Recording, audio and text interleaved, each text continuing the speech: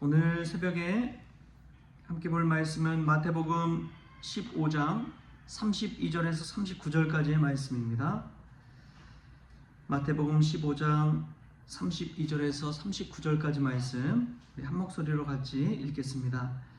예수께서 제자들을 불러 이르시되 내가 무리를 불쌍히 여기노라. 그들이 나와 함께 있은지 이미 사흘임에 먹을 것이 없도다. 길에서 기진할까 하여 굶겨 보내지 못하겠노라. 제자들이 이르되 광야에 있어 우리가 어디서 이런 무리가 배부를 만큼 떡을 얻으리이까? 예수께서 이르시되 너에게 떡이 몇 개나 있느냐? 이르되 7개와 작은 생선 2마리가 있나이다 하거늘 예수께서 무리에게 명하사 땅에 앉게 하시고 떡 7개와 그 생선을 가지사 축사하시고 떼어 제자들에게 주시니 제자들이 무리에게 주매 다 배불리 먹고 남은 조각을 7강주리에 차게 거두었으며 먹은 자는 여자와 어린이 외에 4,000명이었더라. 예수께서 무리를 흩어보내시고 배에 오르사 마가단 지경으로 가시니라. 아멘. 할렐루야. 오늘 말씀 가운데 귀한 은혜가 저와 여러분의 있기를 소망합니다. 오늘 말씀은 오병이어에 이어서 이제 칠병이어의 말씀입니다. 칠병이어라는 것은 떡이 7개고 물고기가 2마리라는 것이죠. 예수님이 이 칠병이어에 또 기적을 베푸셨는데 예수님은 기적을 베푸시기 전에 늘 이렇게 단서를 답니다. 그게 무엇이냐면 불쌍히 여기는 마음이지요. 오늘 말씀에도 보면은 32절에 예수께서 제자들을 불러 이르시되 내가 무리를 불쌍히 여기노라 라고 말씀하시고 칠병이어의 기적을 베풀어 주셨습니다. 예수님 또 고치실 때도 그러한 이야기를 하시죠. 오병이어 기적 때도 보면 앞으로 한 장 잠깐 넘기시면 마태복음 14장 14절에 보면 이렇게 나옵니다. 예수께서 나오사 큰 무리를 보시고 불쌍히 여기사 그 중에 있는 병자를 고쳐 주시니라. 예수님께서 무리를 보고 어떻게 하셨다고요? 불쌍히 여기셨습니다. 여러분, 이 불쌍히 여기는 마음을 긍휼이라고 그러죠. 긍휼을 우리가 마음에 품을 때 그게 바로 예수님의 마음인 줄 믿습니다. 늘 살면서 원망스러울 때가 있지요. 저 사람 때문에, 저 인간 때문에 그런 마음이 들 때가 있죠. 근데 그 사람이 참 불쌍하다라는 그런 마음이 들 때 그 사람도 얼마나 힘들었을까? 그 사람도 얼마나 고통스러웠을까? 내가 힘든 만큼 그 사람도 얼마나 힘들었을까? 이런 마음, 이 긍휼의 마음을 가지고 바라볼 때 측은히 여기게 되고 불쌍히 여기게 되고 좀 더 좋은 마음, 선한 마음으로 대하게 되는 것이죠. 예수님을 믿는 자들에게 반드시 있어야 될 것이 긍휼의 마음인 줄 믿습니다. 불쌍히 여기는 마음을 가지고 살아갈 때, 긍휼한 마음을 가지고 살아갈 때 그것이 예수님의 마음을 가지고 살아가는 것이지요.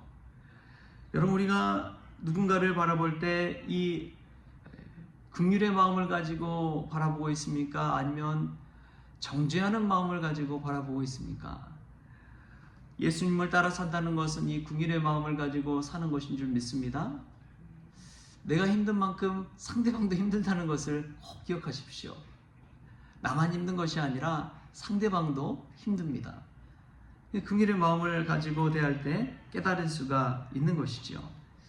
예수님은 이 불쌍히 여기는 그 마음을 가지고 이 칠병이어의 기적을 일으키셨습니다. 근데 예수님 기적을 일으키시고 하실 때 보면은 아주 작은 것부터 시작한다는 것을 깨닫게 됩니다.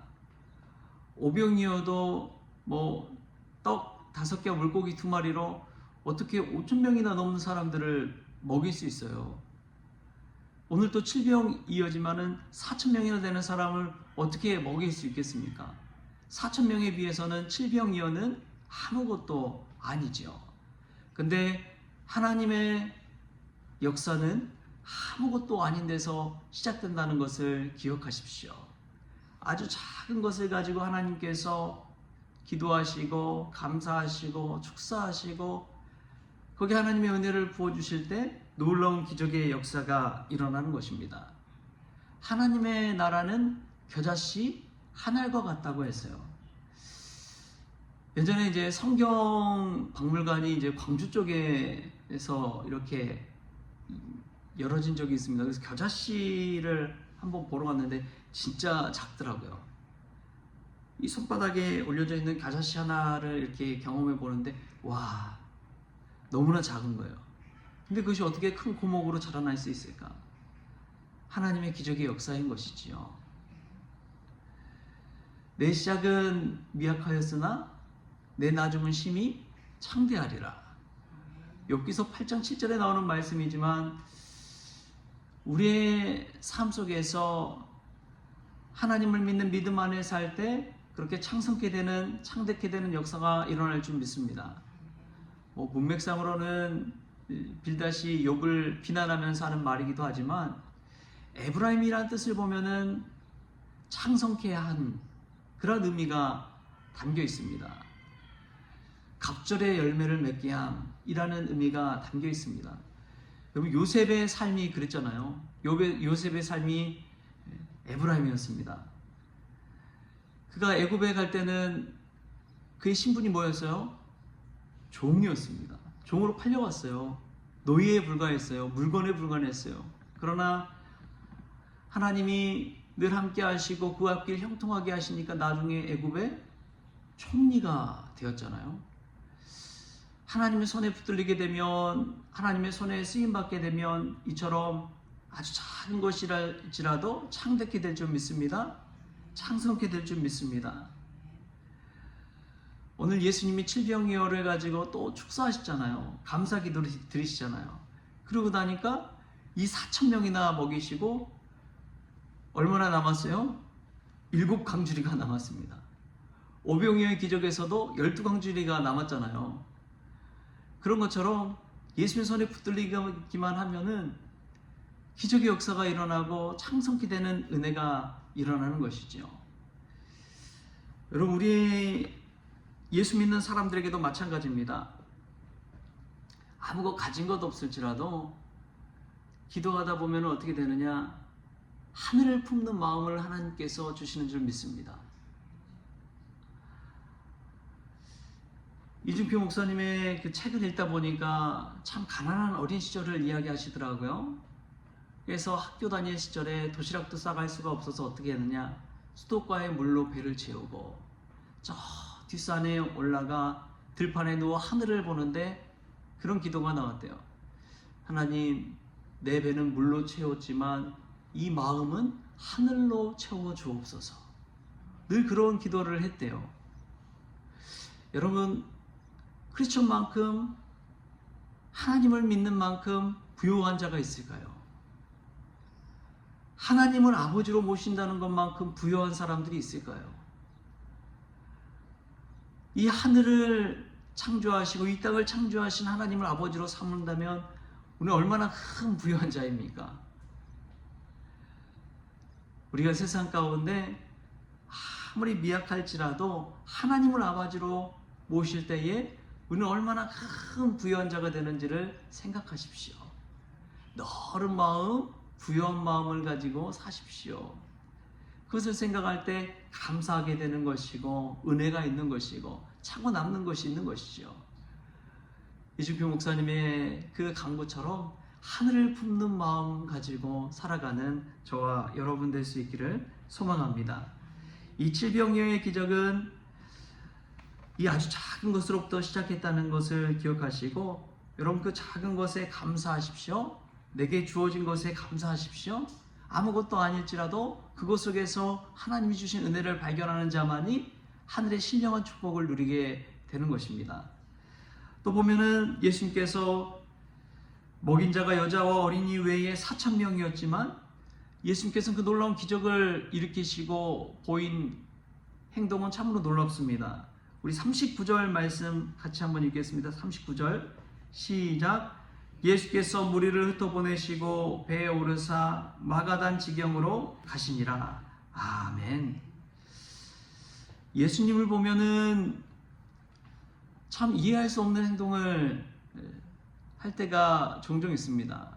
인간적인 마음으로 오병이어의 기적을 일으키실 때도 그러셨고, 칠병녀의 기적을 일으키고 나서도 예수님이 하신 것은 그 무리들을 막 이끌어가지고 세력화하고 팬덤화하고 자기 사람으로 막 세우려고 이렇게 하지 않으셨어요. 사람들의 속성은요,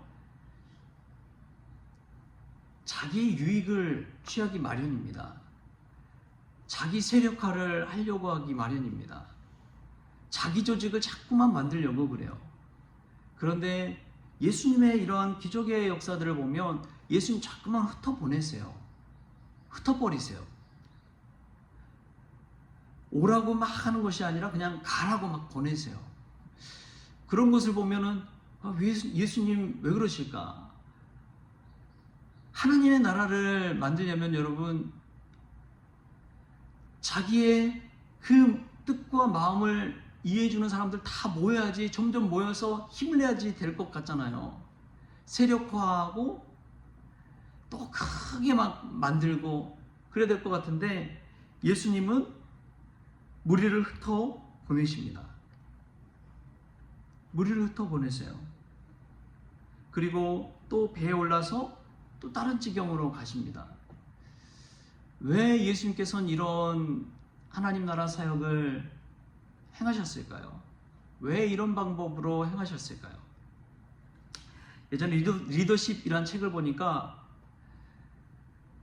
사람이 그냥 한 사람이 일하고 나서 그냥 그 한 사람이 없어지면 그 일을 한 뜻은 금방 사라져 버린대요. 그래서 그 뜻을 오래 품기 위해서는 조직을 만들고 시스템화하라 라는 말을 하거든요. 그러니까 이 세상 가운데 구조는 자꾸만 조직화하고 시스템화하려고 하는 그런 의도가 담겨 있는 것이죠. 그러나 예수님은 그렇게 하지 않으셨습니다. 신기하게도 그런 놀라운 기적을 경험한 이들을 흩어 보내버리셨습니다. 여러분, 왜 그러셨을까요? 왜 그런 일을 주님은 행하셨을까요? 조직이 있고 사람들이 계속 모이다 보면은 되는 것이, 사람이 권력을 자꾸 잡으려고 합니다. 그런데 하나님이 주인이시고 하나님이 영광 받으시고 하나님이 이끌어 가신다는 것은 그냥 어떤 한 사람이 우상화되는 것이 아니에요. 한 사람이 그냥 주인이 되는 것이 아닙니다. 하나님께서 주인 되심을 보여주시는 것이지요. 할렐루야. 우리 교회들의 문제점 속에서도 나타나는 것들이 있습니다. 그것은 한 개인의 우상화예요. 개척교회에서 80년, 90년대 엄청난 부흥을 일으키시는 분들, 목사님들 계시잖아요. 근데 그런 분들이 어느 순간 보면은 개인 사유화되고 우상화되고 예수님보다 더 높임받게 되고 그런 일들이 비일비재하게 일어나잖아요. 그러다 보니까 사이비가 생기고 이단 교주가 생기고 그렇게 되는 것입니다. 그런 분들도 처음부터 내가 사이비가 되겠다, 이단이 되겠다 그런 생각했겠어요? 자꾸만 자신을 막 따르는 사람들이 많아지고 조직화되고 방대해지고 커지니까 마치 자신이 뭐라도 되는 것처럼 착각하다 보니까 그런 일들이 일어나는 것이죠. 여러분, 이 예수님의 마음을 우리가 늘 기억해야 됩니다. 하나님의 은혜를 받을 때, 하나님의 기적을 체험할 때 늘 조심해야 될 것이 바로 여기에 있습니다. 자꾸만 흩어보내야 돼요. 힘을 빼야 됩니다. 내가 뭔가 지려고 할 때 그때부터 사탄이 역사하는 거예요. 우리가 이 예수님의 마음을 가지고 늘 흩어지는 그러한 교회가 될 수 있기를 바랍니다. 모일 때 모여서 기도하더라도 은혜 받았다면 흩어져야 돼요. 자꾸만 흩어져서 뭐 해야 됩니까? 복음 전도해야 돼요. 선교해야 돼요. 흩어지는 교회가 돼야 됩니다. 세상에 소금과 빛이 되라는 것은 흩어지라는 의미입니다. 너희들이 교회만 모여 있으면 교회가 막 그냥 하나님 나라 같고 천국 같고 좋을 것 같지만 예수님은 자꾸만 흩어보내셨어요. 세상에 죽어가는 영혼들 살리라고 보낸 것입니다. 너희들 모여서 여기 안에서 먹고 놀고 즐겁게 보내는 것, 물론 그것도 중요하지만 힘을 얻을 수 있지만 본질적으로 너희들이 여기서 은혜 받고 먹을 수 있고 이 7병이요 5병의 기적을 체험하는 것은 세상에 흩어보내시기 위한 하나님의 뜻이 있다는 것을 꼭 기억하십시오. 그래서 오늘도 하나님의 기적과 은혜를 맛보았다면 교회만 머물지 마십시오. 세상에 나가십시오. 예수 믿지 않는 자들을 자꾸만 만나십시오. 그래서 복음을 증거하시고 하나님께 영광 돌리는 믿음의 성도들 다 될 수 있기를 주신 예수님의 이름으로 축원합니다. 기도하겠습니다. 하나님, 우리가 예수님의 마음, 불쌍히 여기는 마음, 긍휼의 마음으로 살기를 원합니다. 예수님의 마음 담게 하여 주옵소서. 아주 작은 질병이어로부터 4,000명이나 되는 사람들을 먹인 것처럼 주님의 믿음의 역사는 작은 것, 겨자씨 한 알, 거기서 시작되는 줄 믿습니다. 오늘 작은 기도, 소수의 사람들이 모여서 하나님 앞에 기도하며 나아갈 때 하나님 나라의 기적이 일어나게 하여 주옵소서. 우리가 하나님의 은혜를 맛보았다면 흩어지기를 원합니다. 모여 기도하고 축복받았다면 흩어져서 복음 증거하고 선교하기를 원합니다. 오 주님, 주님께서 흩어보내신 그 뜻을 기억하게 하여 주시고 모여서 한 사람을 우상화하고 죄에 빠지는 것이 아니라 흩어져서 주님께 영광 돌리는 믿음의 성도들 다 되어지게 하여 주옵소서. 감사하며 예수님의 이름으로 기도하옵나이다. 아멘. 우리 주님이 가르쳐준 기도로 오늘 새벽 기도를 마치겠습니다. 하늘에 계신 우리 아버지여, 이름이 거룩히 여김을 받으시오며 나라가 임하시오며 뜻이 하늘에서 이루어진 것 같이 땅에서도 이루어지이다. 오늘 우리에게 일용할 양식을 주시옵고 우리가 우리의 죄진 자를 사하여 준 것 같이 우리 죄를 사하여 주시옵고 우리를 시험에 들게 하지 마시옵고 다만 악에서 구하시옵소서.